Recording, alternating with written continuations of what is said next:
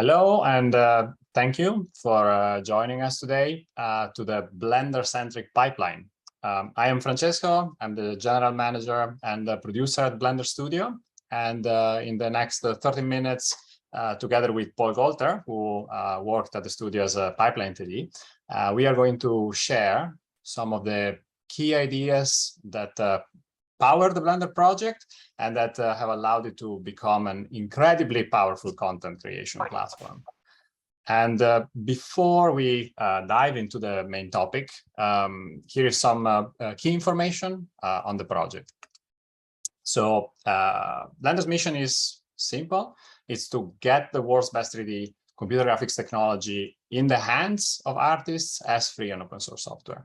And this is because we believe that everyone should be free to create 3D computer graphics content with free production means and also have free access to the market. And we pursue this vision in a multitude of ways. And one of them is the content-driven development. And content-driven development is one of the powerful motives behind Blender's growth since 2006. The concept of putting together artists and developers to deliver not only entertaining content, but also working technology has been a staple of studios like Disney Animation, ILM, Pixar, or DreamWorks. And inspired by this dynamic, the Blender project and its community have done something similar and pulled off over the years 16 animated shorts, independently crowdfunded and freely released on the internet. And this has been really a great vehicle for the growth of Blender. And this was done because we use basically Blender as the only tool for this. It's not always practical, but it's totally worth it. And that is because doing this only with Blender enables us to easily share the assets, the tools, and especially the production knowledge that comes with this process, and to make it possible for everyone to do what we call learning by example. So, okay, what about the pipeline, right? So this is a picture I made a few years ago when having a similar conversation about Blender and its pipeline. This is something you might be familiar with. It's different tools connected together. It has to do with data flows. Something that in many studios is something that is very common as a pattern.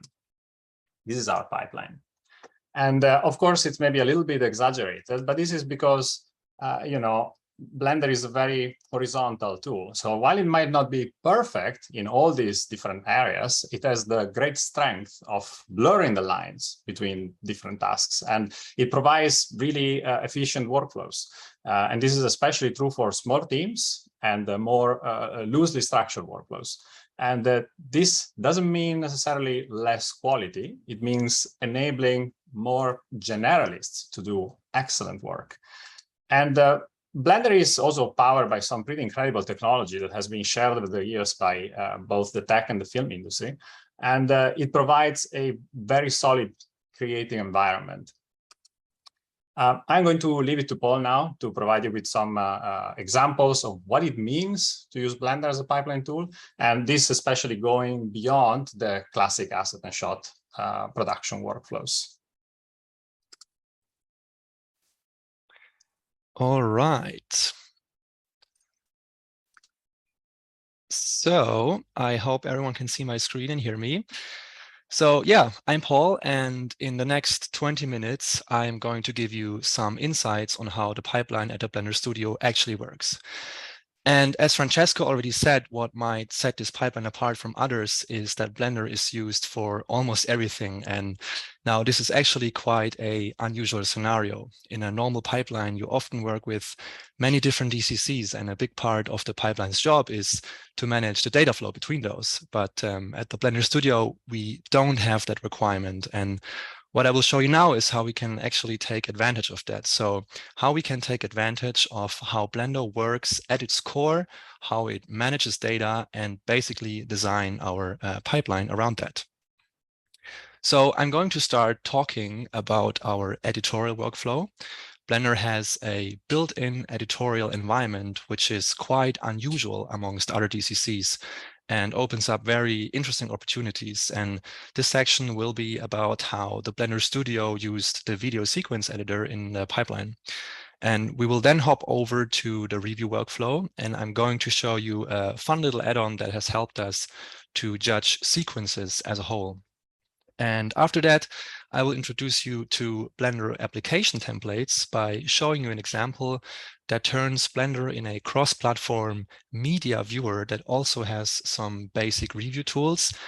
And last but not least, we will have a look at the new iteration of the Blender Studio's asset pipeline that is designed around Blender. And I will sort of talk about the system and how it enables artists to work on the same asset at the same time. So yeah, as I already mentioned, Blender has a built-in editorial environment called the Video Sequence Editor. It has a wide range of editing tools, and it was actually used to edit all the past Blender open movies. And like all other parts, Blender also offers an extensive Python API to interact with the video sequencer. And this highly scriptable environment can be easily integrated in a pipeline. And for the open movie Sprite Fright, the Blender Studio also switched from their in-house production management suite Attract to Kitsu. And for the Blender Studio, Kitsu is the hub in which all information about the production can be found. And the shot list on Kitsu is basically our edit in a spreadsheet format. And it's very important that Kitsu is always up to date and synchronized with the edit that we do in Blender. Otherwise, you end up with mismatching data, which opens up the space for errors further down the pipeline. But I mean, just imagine our editor has to adjust frame ranges on Kitsu every time a shot is trimmed or shifted, which actually happened quite a lot in this production.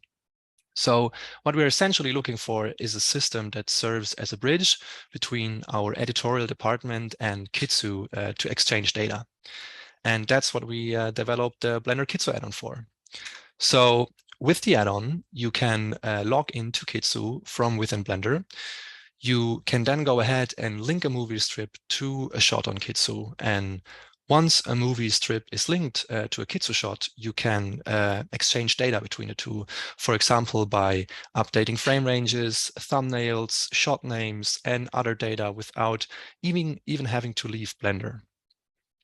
And because the whole system is selection sensitive, you can update frame ranges and thumbnails of all shots in your edit with just a click of a button.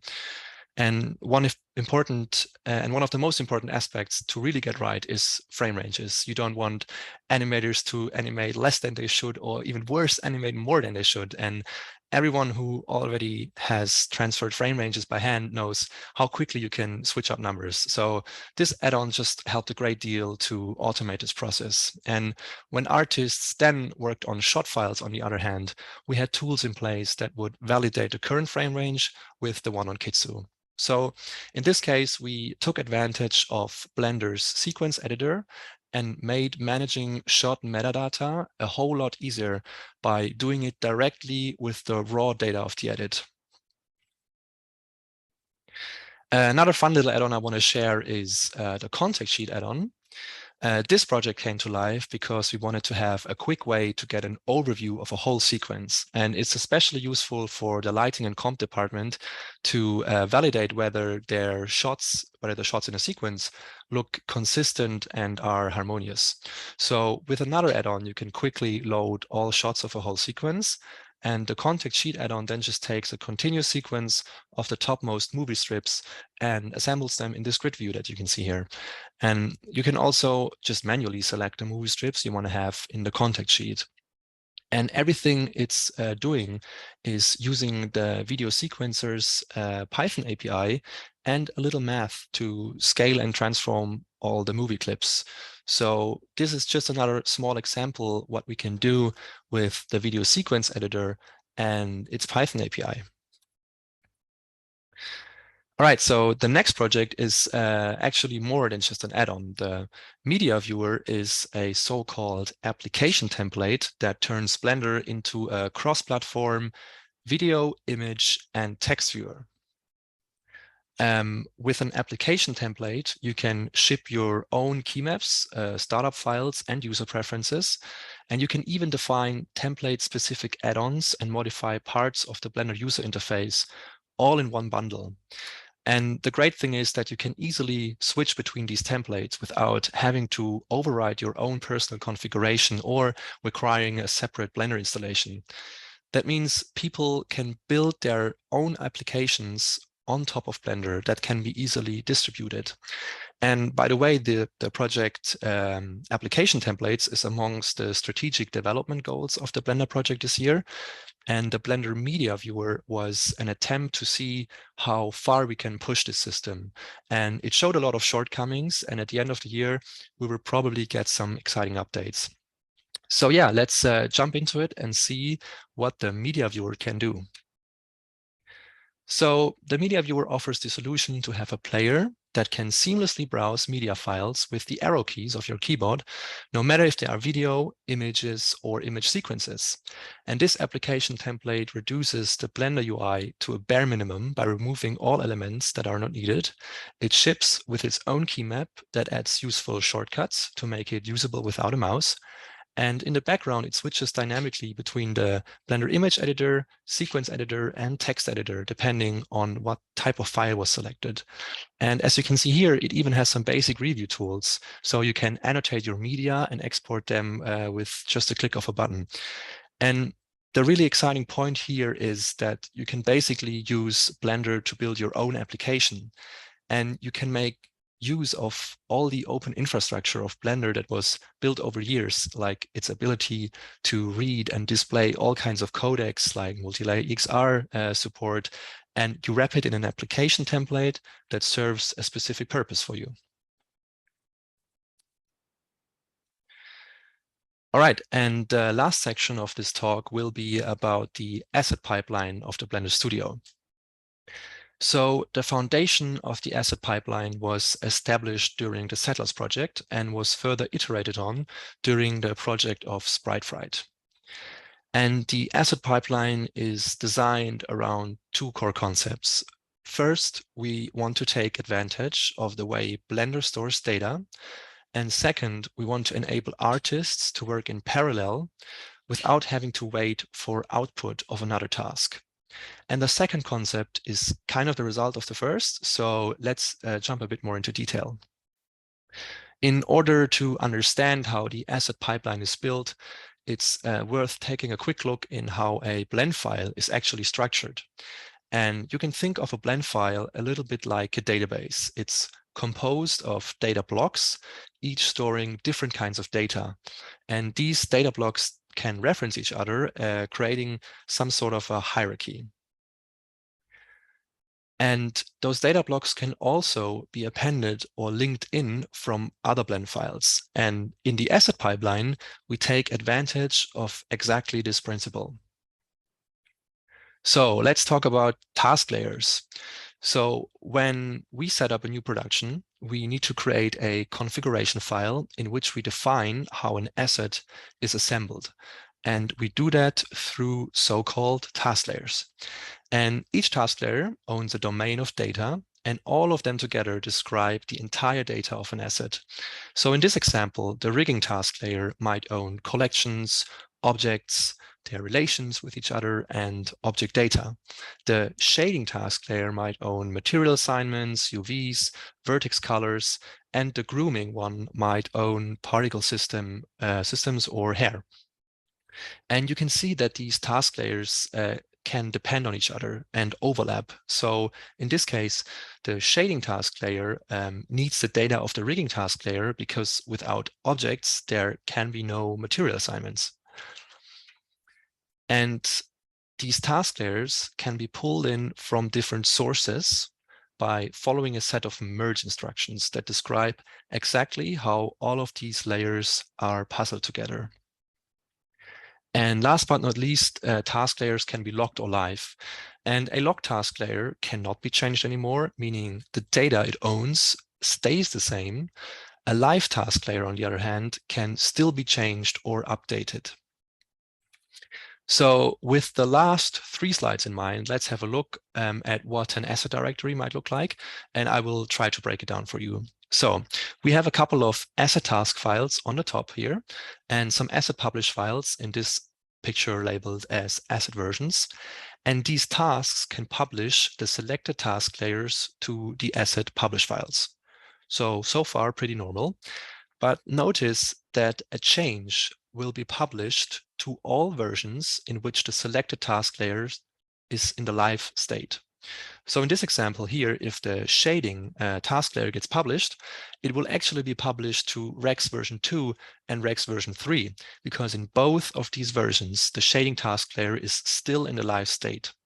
So that's a super important concept to understand, which also differentiates this system from classical versioning. When we publish a task layer, we might actually alter multiple versions. And this enables us the following scenario. If, let's say, the rigging department does a change that would break animation in a number of shots, they would create a new asset publish, which locks all rigging task layers of the previous asset publishes. That way, the animation of all the shots that still reference the previous asset publishes would not be affected, because the rigging task layer of those versions got locked and therefore does not receive the change. So they basically still have the legacy rig. But the shading task layer is still live in the previous versions, which means they will still receive regular updates on every shading publish. And even though the rig is considered outdated, we can still reliably render that shot because the asset still has the latest shading state. So that means we can render a shot that references Rex version 3 with the latest shading of the Rex asset. And we don't have to worry about our animation being broken when we open the shot 3 months later. And a task file can also push multiple task layers at the same time. However, it makes sense to create one task file for each task layer, so artists can work in parallel as much as possible. And one important aspect in this scenario is that artists need to keep the other task layers on which they are not working on up to date. So the Rex shading.blend file or task, for instance, is responsible for material assignments, shaders, UVs, and other things. So it pushes the shading task layer. But whenever Rex rigging.blend publishes new rigging changes, the Rex shading.blend should make sure to get these changes as well. Otherwise, it might maybe miss an object or shade an object that does not even exist anymore. And for this reason, it's important to perform a pull before a publish. So when artists pull the other task layers, they always pull it from the latest asset publish. And this is all automated by the pipeline and makes sure that the task files are always as close as possible to the latest asset publish. All right, so there was a lot to chew on. So let's have a little video clip here and see how this process actually looks in practice from an artist's perspective. So here we can see our artist did some shading changes and he started to publish. You can see the shading task layer is the one that is currently being published. And you will see that in this case, our artist will only affect this one version here with the change, because only in version 4, the shading task layer is still in the live state. So he basically just goes ahead, he applies the changes, which opens up the publish file. It applies all the changes, does all the merging, and you can just see here, he is now reloading the publish file and the shading got applied. Yeah, so this looks quite simple, but there's a lot of stuff happening in the background, and we will kind of look into that in the next couple of slides. Yeah, so in the previous slides, we touched upon a lot of core concepts and theories about the asset pipeline. And the last 5 minutes will be about how all of this is actually implemented. So it's going to get a little bit techy at the end, but I mean, this is the pipeline conference after all. So I hope you guys can handle it. All right, so the asset pipeline relies on metadata to establish states, versioning, and other concepts. And this metadata will be saved in the XML format next to the file that the data belongs to. So that way we define a clear self-contained system which does not rely on an external online database to track and sync changes. And an XML file is also human readable and easily editable. With that, we end up with an asset directory that looks like this. You can see we have a standard working and publish directory, and each file has its corresponding XML meta file. And the last part of the asset pipeline will be about the asset builder, which is the component that actually contains all the logic of how to merge these task layers together. And the asset builder gets as input a list of task layers that should be published or pulled. So in the video, it was the enabled shading task layer. And in this case, here, we want to publish the rigging task layer. So the goal is to create an asset composed of the rigging task layer from A, but every other task layer from B. And if you remember from earlier, task layers are dependent on each other. So just switching out the rigging task layer of B with A does not work. We have to reapply all other task layers from B in the following step. And this is exactly what happens in the publish file during the merge process. So notice we are here in the publish file at the moment. And what happens is we import our asset from the task. We now have two asset containers, the one from the task and the one that is already in the publish file. And now it's time to decide which one we are going to take as a base. And in this case, we will take the task as the base as we publish the bottommost task there, the green one that has the order 0. If the bottommost task layer would not be amongst the task layers being pushed, we would use the publish as the base. And deciding for a base means literally duplicating the asset container. So we duplicate the asset container, which is going to be our target asset container. And we then just go ahead and merge all the task layers in order from their respective source. And as a final slide to wrap it all up here, we can see a quick overview of how these merge instructions of a task layer actually look like. And by the way, this is also the configuration file that you can define per project. That means you can actually completely freely set up your own system of task layers. But of course, all those task layers together, they have to make sense, because at any publish or pull, every task layer's transfer data function is called and executed. So everything a pipeline TD has to do here is to implement this transfer data function for each task layer. And you don't have to worry about all the logic from the previous slide, like when to transfer from which asset container to the target. That's all abstracted away and happens automatically in the background. And when you implement this transfer data function, you work with a direct mapping from source to target.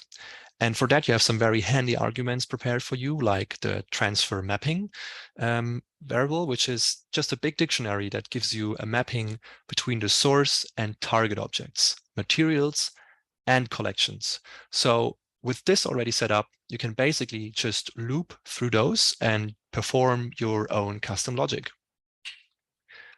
All right, so we reached the end of my part here. I know this was probably a lot to take in, but I tried to break it down as digestible as possible. And of course, the great thing is all of this is open source, and you can download and try out all the tools and more that I showed in this presentation. So yeah, thanks for tuning in, guys. And I'm going to hand it off to Francesco now again.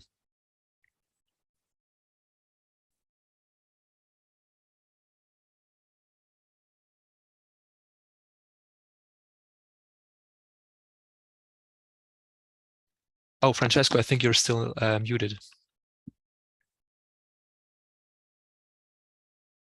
Yes. Yeah, there you go. Thank you, Paul. 3 buttons to click. And I would like to conclude our session with some thoughts on our ongoing efforts to transition to what we call a service-based pipeline. And for us, a service is an application or a tool that falls in one of these categories. So we have storage, which is essentially data persistence, data storage. And we have compute, which is distributed calculations, background processes, and then there is management, which is pretty much everything else. And in particular, production management, planning, resource management, both when it comes to artist or actual production resources. And we are achieving this using only open source software, of course, and having services that then communicate between one another using webhooks and pub/sub patterns and similar things. And I get back to this slide, but just to be on the same page on what I mean with the pub/sub. For us, this is like a simple example. We have like a couple of services. So we have this one, storage is an SVN manager. That's what we use for storing data and versioning data. And then we have Kitsu, which is our production hub, as Paul mentioned previously. And this is one way they can communicate with each other. So Kitsu establishes, so we have the pub subsystem in between, which is essentially just this registry where information are being posted, and different services can subscribe to this registry. And in this case, Kitsu is listening for this channel that says shot commit. So when there is an SVN commit, message, a webhook is called, something is triggered that generates a message into the shot commit channel, which is then being listened to by Kitsu itself, which gets then a notification and pushes a shot status update back into the registry so that other services can listen to it, or in general can just let users know on Kitsu that this happened. So nothing special, just to be on the same page. And the idea, like the core thing actually, is to have all these softwares and services to be as interchangeable as possible, and rely on web APIs for making them communicate, with one key requirement, which is that this application should also be able to work standalone. And this is a requirement that comes out of the need for simplicity. And so this app should just work standalone or as part of an orchestrated system. And the reason why it's so important for us is because the scale at which we work sometimes doesn't require a complex level of orchestration. Sometimes you just want to be able to render your things, and you want to be able to do that independently. So I'd like to show just a couple of examples, and one of them is Flamenco, which is our render management software, which we recently released in its new version, the latest version, and it has been completely rewritten to fulfill this vision. So this is a completely standalone software, and it's used for managing renders, and it has a relatively simple interface. You see jobs and tasks. There is nothing special about this, except that it is an extremely lightweight and portable software. Much of the inspiration for doing this kind of tools is Blender itself. Blender is extremely lightweight and portable. You can just go on the website, download it, double click, and you're running it. You don't even need to install it. And I find that very inspiring and very cool. And that's how it should feel for an artist to be able to get things done. And we are starting to put this vision together, starting with these tools. Another example is the Watchtower, which is something that I developed during the production of Sprite Fright, and it has the goal of providing the overview of the entire film in one screen. And in this case, we are looking at the short film Sprite Fright, where we have a grid view that shows all the shots of the film, and then we have a timeline that shows also all the shots of the film distributed over time, and that we also see layered the different task statuses for each shot.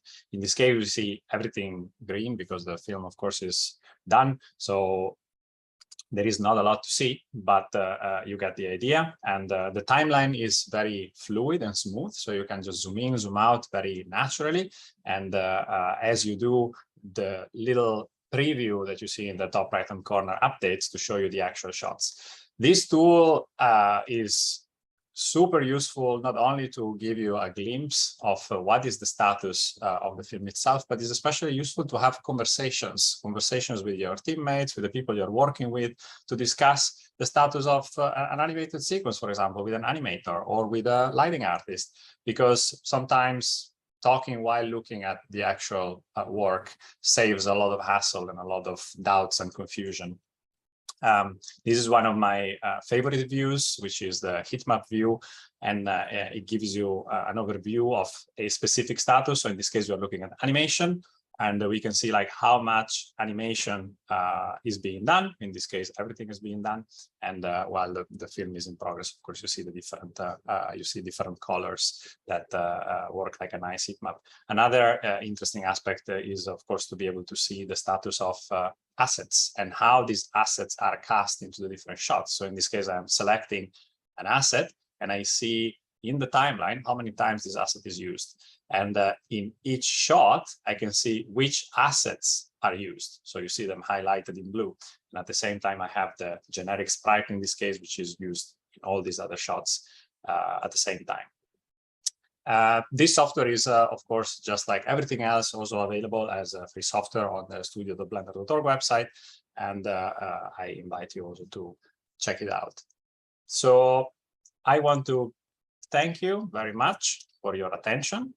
And I think we can open things up for questions.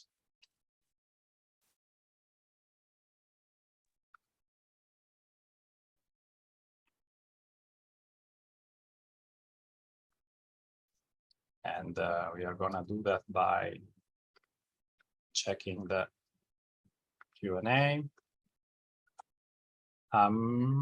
Okay, so Paul, are you there? Are you ready? Yes, I'm here. I'm already checking the thing on Wova. Not sure if people can also directly ask questions here in Zoom or in the chat, but there seems to be no questions yet on Wova. Well, I see a chat, I see Q&A, I see a bunch of stuff like, so there is a question. I'm just trying to look at the order. Getting the meeting number is not found. So there is some technical question, but then there is when introducing. So there is Dennis asking, when introducing Blender into an existing DCC pipeline, CG DCC pipeline, what are the best practices to successfully introduce it? At the front end, modeling and asset build, for example, or do you recommend a different approach? Do you have any thoughts or comments on this, Paul? Where is that question? Is it on the? Well, it's in the, do you see it? I can't see it. So, oh no, there it is. When introducing, what are the best practices to do? Yeah, so I got this question actually already from some other people or other studios that are sort of thinking about integrating Blender somehow in their pipeline. And I feel like it's a good idea to maybe sort of take one department of your production, like, for example, lighting, rendering, and start doing that in Blender. I think what might be maybe a little bit difficult at first, or where you might invest more time, might have to invest more time, is when you want to move your whole character pipeline. Let's say you work in Maya usually, you do all your rigs there, you animate there, and you suddenly want to move all of that into Blender, especially like the rigging department. I think that's probably like maybe a little bit more time-consuming process. What I, for example, did a lot of projects already with was a setup that we did our animation, let's say in Maya, and then we actually did all the rest, all the look dev, the shading, the lighting, the rendering in Blender. And for me, this is actually also a super, especially this part I love doing in Blender, so I can really recommend that. So yeah, maybe, so if you don't want to get like overwhelmed or disappointed at the beginning, I would suggest maybe take one department first and try doing that in Blender, and see how it feels, and you will start to love it. And in the next project, you're going to do everything else in Blender. And yeah, and also I know that a lot of studios, you know, have all their Qt tools, probably all their managers and everything. It is possible to run this in Blender as well. Also non-blocking. There are a couple of solutions online that you can check out. Yeah, I just want to add one quick thing about this, which is I also, over the years talked with several studios who transitioned from whatever pipeline they had to Blender. Because of course, like a lot of studios, even now, they are using Blender. In pretty much any studio, there is someone using Blender to do something. It's just that the degrees of integration, they change a lot. But it gets interesting when indeed you start to use it more aggressively as part of your pipeline.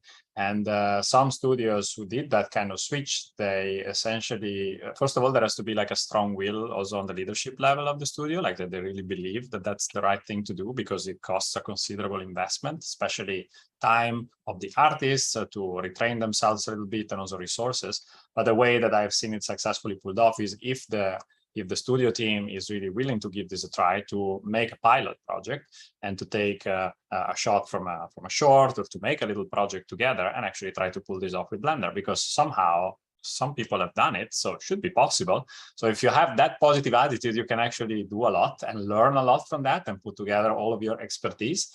And that is what has led several studios also to then decide, oh yeah, it actually works, you can actually get it done. And that means like taking, the top people of your team, and if they are willing, of course, to really put their brains together to figure it out, how to actually make it work. Because if you leave the artists by themselves and you give them a creative task, they actually, usually come up with pretty amazing things. So, and usually Blender can help with that. So that's another way that you can deal with this. I see a question about state of USD. Very popular. USD is very popular. I was at SIGGRAPH a couple of weeks ago, and they could rename SIGGRAPH to the USD conference almost.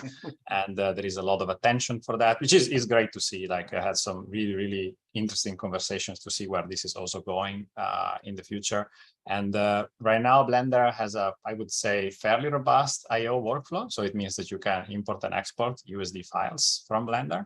And there is active work being done right now from developers, both from NVIDIA and Unity and other contributors that are literally putting full-time people working on this to make it as good as it can. And of course, the next step is the more exciting one, which is like, how do you more natively integrate USD resources into Blender itself? And there is a project ongoing for this. And if you're interested in learning more about it, I warmly invite you to join the asset IO module in Blender. So you go to the developer.blender.org portal, and you can actually find out that a lot of discussions are happening around this topic. And if you're interested in it, you can definitely check that out. It's all happening in the public. And I am looking forward to see how that project continues. So then let's see, there is, I'm trying to look at the orders. Okay, an upvoted question is there any plans to integrate the metadata like resource usage against a given shot in Watchtower? So if I understand this correctly, it means like what resources are allocated towards the shot. So who is working on a shot? I don't know if it's possible to have a follow-up to this question, but I can try to to figure out something, in the sense that like I really would like Watchtower is kind of like a foundation, like it shows a little bit the concept, and for me it's a lot about visualizing as much data as possible. So in that sense, yes, there is like as much data as you can throw at the system, the better it should show you things. It shouldn't be more clutter, it should be more clarity. The more you add to it, and like nice and visual ways to show you that. So definitely showcasing the amount of effort that goes towards a specific shot, or the amount of people or resources or assets that are dedicated to a specific shot. That's something that I'm really looking forward to explore more. And even like, especially the idea of having a timeline for the effort, for the work that is being done on a shot. So to see over time how the artists are contributing to the realization of the shot itself. So all these things, they are kind of on the roadmap. Watchtower is not really the top priority project that we have at the studio, unfortunately. At SIGGRAPH, I had some very nice conversations with people that were very interested in it, and I am hoping to do a bit more outreach in the coming weeks to see if people are willing to get involved and help out a little bit with the development of the project, because I think it is very, very useful. Francesco, I think there was just a follow-up from the same person. Yeah. Saying resource usage is mostly about how much time it took to render that shot, including sublayers, how much disk space this shot is occupying, etc. in Watchtower. Amazing. I love that. Tomorrow I'm gonna code it, but it's like I can't. I totally, I think that kind of stuff, like combined, like that's again like the service-oriented aspect as well, right? In Flamenco, for example, we collect a lot of these metrics too, like how many times did you render this, or how many times, you know, like how long did it take in the end? What's the average render time for a frame? And you can really see how that evolves, where it's trending. So you can even do predictive stuff, like all that stuff. Super interesting. There is definitely, you know, this idea of having this feeling of the, you know, as a Google Earth of the movie. So you basically can always zoom in and zoom out and see all the levels. You can see the film, and then you can go down to the frame and see how long it took to render a frame. And you can see the logs of the render and so on. So yes, let's talk about something else. Let's talk about the pipeline we described. Are there any reasons to prefer a particular OS, or there are any obstacle to cross-operating system collaboration? From Ian. Thank you for the question. Paul, do you have any idea? I think from the Blender side, there is no particular OS that is better or worse. I mean, for example, for Sprite Fright, we also actually had 2 OSs or maybe even 3 involved at some point. So a lot of our artists at the Blender Studio, they work on Linux. But we also had remote artists joining us with Windows via SVN. And I think just like from the Blender point of view, it doesn't really care. The blend files are the same. Everything works as expected.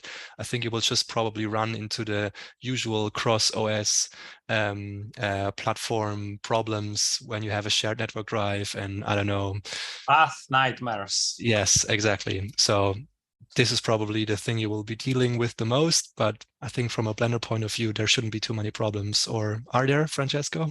No, that's, I think, the main aspect. Like Blender itself is really, you know, by design meant to be as cross-platform compatible as possible, and that's something that we try to carry out throughout everything we do to really make it as agnostic as possible. So you're really free to deploy it wherever you want. It's really part of the product philosophy of Blender.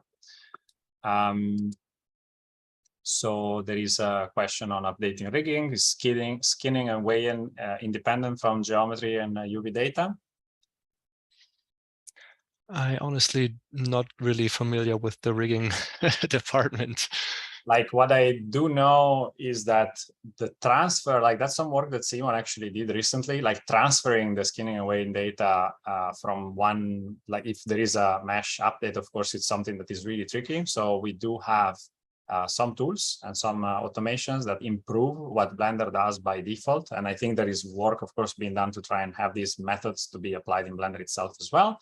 And so there is some functionality that allows you to do that. Of course, it's not super straightforward, but it is something that we definitely try to do, because obviously if you change topology of your character, you don't want to have to redo everything, right? You just want to try and reapply it as much as possible. So for, I'm thinking that maybe this is more for vertex data in general. So I think that this also applies to the skinning away.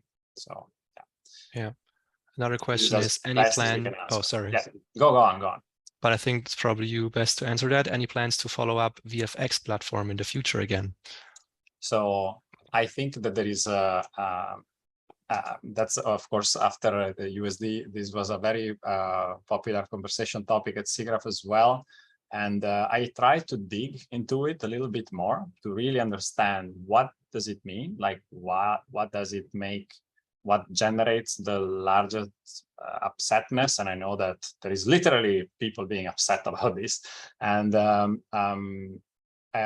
one thing that we want to explore is to make a build of Blender with a Python VFX Python compliant version. So Blender now has Python 3.10, for example, and you want Python 3.9. And I think that covers 99.9% of the complaints and saying that Blender doesn't listen and the Blender doesn't care about the VFX platform. And the thing is that it is very possible to do this. Anyone can do it, but somehow if the Blender project doesn't do it itself, it feels like that there is no support behind this. So I really want to try and improve the communication to make sure that everyone feels empowered to do these kind of things.